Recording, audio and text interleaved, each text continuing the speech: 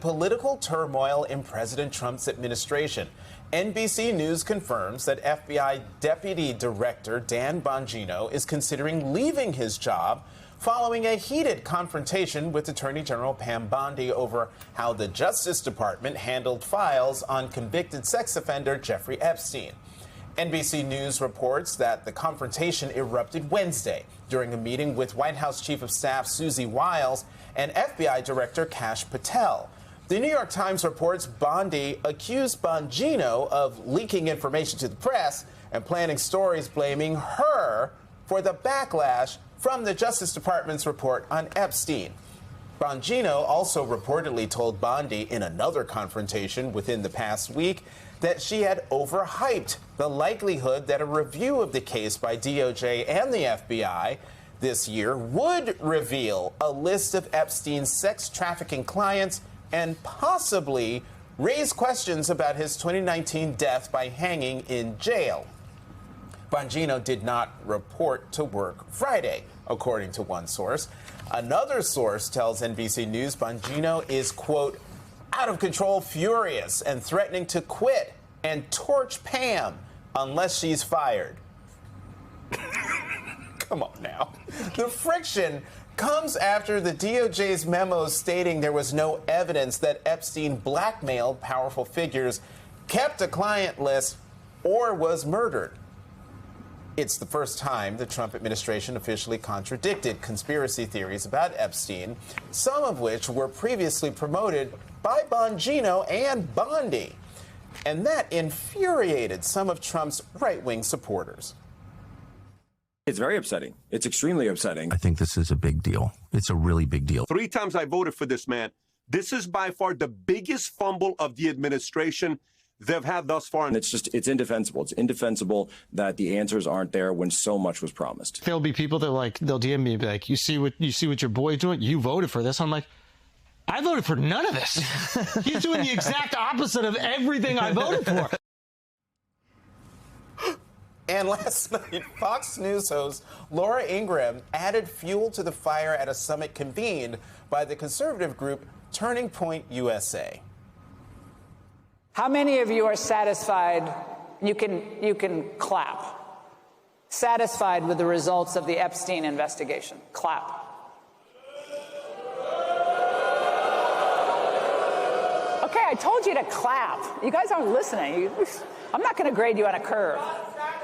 So I was going to get to that. How many of you are not satisfied with the results of the investigation?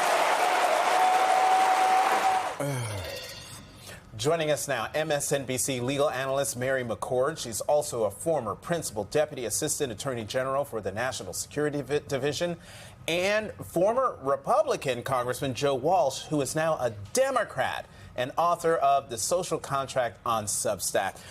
Welcome back to the weekend. Mary, I'm going to start with you because this whole thing has got me tickled, and we need to make this serious. How serious a rift is this, and what do you make of the deputy FBI director, according to sources, demanding that the attorney general be fired, and he didn't show up to work yesterday? I mean, he's not a serious person. He never came into this job with a serious mission. He has no relevant experience to be the FBI deputy director, and I think that's now showing. And, there are certainly times in my long tenure at the Department of Justice when there are differences between leadership of the Department of Justice and leadership of the FBI. We have disagreed on various things, but you don't do this. You don't go out in public and demand resignations. You don't have public spats like this. You deal with those things like adults who are doing serious work, which is law enforcement and protecting national security in this country. And I think that this rift really exposes, first of all, what's underlying this Epstein investigation and the disappointment that there was no client list that exposed, high-level Democrats, et cetera, for pedophilia or whatever. Like, this is all a made-up conspiracy anyway. So the very underlying nature of this is not serious, and it's not serious to Department of Justice's mission. And I'm not suggesting that there shouldn't have been an investigation, because clearly what Epstein was convicted of doing was very serious, and there could have been other people involved, and that had to happen. But the conspiracies about it and the reason that this is so annoying to the MAGA base is all just such a sideshow. And then to have that boil over into this very public spat, I mean, I think it just shows us all how dangerous this crew that is leading the Department of Justice and the FBI is, how unserious. Can I ask one procedural question before we get into like the whole politics, the very messed up politics of this? So in the memo that they released, they said that there were over 1,000 victims. Is the fact that there are just so many victims and the worry about personal information, because there are files that could be released in the name of public transparency, but is it a question of victims' rights, essentially? Well, certainly for victim identities, it absolutely is. They can redact those names. They could redact names, but you would also have to redact enough details so that the people couldn't be identified. And I don't know the extent of the redactions. That's very different than naming those who might have been responsible. List. But even then, right, people have due process rights, and you're not going to want to name people as being responsible for committing crimes if you do not actually have evidence, probable cause, and are prepared to seek an indictment and that kind of thing. Because otherwise you're tarnishing people and not giving them their day in court. But that's the proper way to Respecting do the it. process. We should respect due process. Oh, so they do respect due process sometimes. Right. Interesting. You know, Joe, this is a really good reminder to everyone that's out there that is like the deep state is stopping something, is doing something. There's not a deep state. There seems to be just like, you know, bumbling people, making it very deep, not House of Cards or Scandal, you know what I mean? And I wonder what you think of the deputy director of the FBI saying, it's me or her, the attorney general. What does that mean? He clearly thinks he has enough juice to make this a thing, right? Because otherwise he wouldn't say that. He does. Yeah. Politically, he does. Look, this is funny, but it's sad. This is sad because think about it. The Republican Party base, the MAGA base, for 10 years, they've been promised this huge deep by Don Bongino, by Patel, Bondi. by Bondi, by Vance, by Trump. Oh, yeah, by the guy in the White House. That there was this huge conspiracy, deep state pedophilia ring, Bill Gates, Bill Clinton, Tom Hanks, all going to be dragged out onto the street and hung. The base has been promised this for 10 years. They're not going to just shrug this off. And Bongino knows that, which is why he's running for cover right now. But the outrage here is, Eugene, you said it. Before they served in government, before they had to deal with actual truth, they were the ones out there spreading this bull crap. Thank you. It's very This morning, in the 9 a.m. you could say that. Gonna get us in trouble, Eugene. So we're talking about Don Bongino and his upset. Let's just play Bongino on Epstein, what he had to say on February 12th and what he had to say on May 18th. Watch this. This isn't about Epstein or 9/11 or JFK or RFK. It is, but it isn't. It's about a bigger thing. If you're lying about that, you're lying about everything. Who's on the Epstein tapes, folks? Who's on those tapes? Who's in those black books? Why have they been hiding it?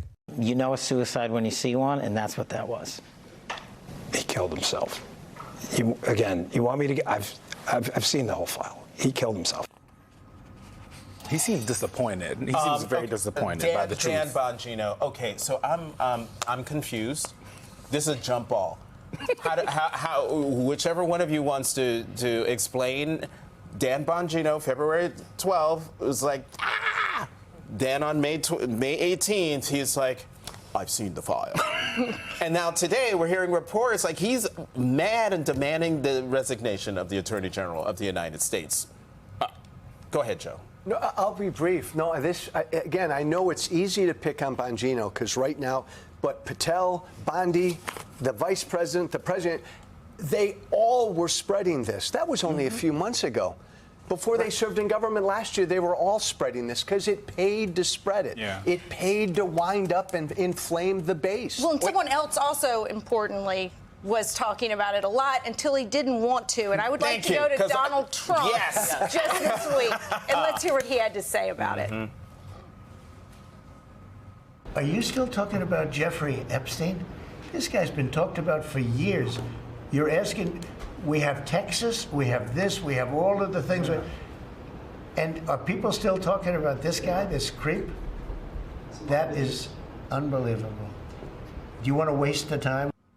I can't wait to talk about this because when has Donald Trump ever said it's too soon or too inappropriate or just the wrong time, except in this case? So the fact that Donald Trump really doesn't want to talk about this, it does make you wonder what's the there? Wait, and so Mary, is there a there? Gosh, I don't want to feed into conspiracy theories. The institution in me says what they have now in front of them is an investigation with real facts. Right. And there's nothing there that they can disclose. There's no there. The conspiracy theory, MAGA world, is, now you're just covering things up. Because they seem to believe it. If there was something, it does feel like they would release it. Yes, unless, of course, it's going to reveal names that they don't want to release. But, I don't want to buy into that cover-up. I don't believe that cover-up. I do believe that even though I think that the behavior of the Attorney General and the FBI Director and the Deputy Director has been really bad from beginning to end in this, there are other people at the Bureau and the Department of Justice who did that investigation, and I have to believe that there are real facts in that report. And at some point, I think this is to Joe's point and other people's points, it's one thing to say lots and lots of words when you're not in office and you're not actually responsible for delivering. And then, when you see facts, you got to deal with that. Mayor, how important is the relationship between the deputy director and the attorney general? So it's very important. It does matter. I will say the way things work, at the Department of the FBI is they're kind of on a hierarchy, right? So the deputy director deals more often with the deputy attorney general, and the FBI director deals more often directly with the attorney general. When I was the acting assistant attorney general, I would also deal very often with the deputy director or the assistant directors of the different branches. That said, there are the morning briefings, and I don't know how many mornings they're doing them now. They used to be 5. Who knows what they are right now. But, you've got the deputy and the director in the same room doing a national security and intelligence briefing for the AG and the deputy AG and others in national security. And oftentimes the director's off doing something, so it's oftentimes the deputy. So it has to still be a close relationship even with the AG. And when you have a rift like this, unless these people can put that aside, and I don't know if they can, It seems like they're playing well together in the workplace. And you could have a real problem with serious issues, right? Is the deputy just not going to come the next morning and not going to brief on some actual national security issue?